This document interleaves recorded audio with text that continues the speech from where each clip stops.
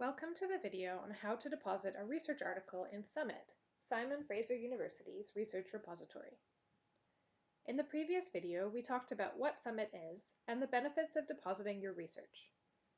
In this video, we will look at how to access and complete the Summit deposit form to upload your work to Summit. You can find the Summit deposit form by visiting the main Summit site at summit.sfu.ca, then going to the Submitting Your Material page and clicking on the Summit Deposit Form link.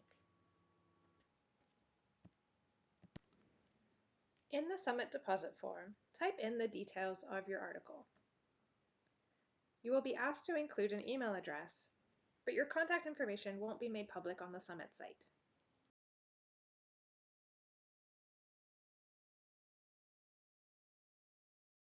You'll be asked to indicate whether the work has an embargo period. An embargo period is a publisher-mandated delay before authors are permitted to make their work openly available. Academic publishers sometimes require an embargo period of anywhere from 6 months to 3 years before the work can be made open access. If your work is published and an embargo period applies, you can still submit the Summit form immediately, and the library will take care of making the work open access once this period has passed. The easiest way to find out if your work has an embargo is to check the publishing agreement that you signed upon publication of your work. Embargo information can often be found on the publisher's website as well.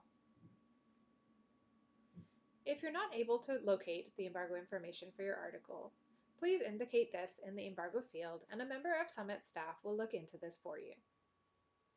If your work is unpublished or has no embargo, you can simply write NA in the embargo field. Add a citation for your work in the style of your choice. Then include the abstract or a short description of the material you're uploading, and some keywords that accurately describe the material and which other researchers can use to search for and locate your content. Now it's time to attach the file. At this point, again, it's important to know what the publisher allows in terms of self-archiving. There are 3 versions of published manuscripts that publishers may allow you to self-archive. The first is the preprint, or the submitted author manuscript. This is the version you submitted to the publisher before peer review and before any publisher formatting. The second is the postprint, or the accepted author manuscript. This is the final peer-reviewed version of the article, but it still appears in basic text format, since this is not the version that includes the publisher formatting. This is the most common version of published articles that are deposited to Summit. The third is the published version, or the version of record. This is the final formatted PDF that appears on the publisher's website and includes typesetting and often the name or logo of the journal or publisher.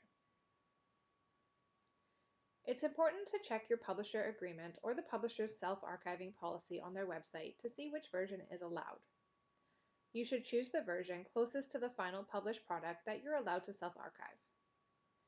Again, pay attention to the embargo period, since some publishers will have different embargo periods for different versions of the article.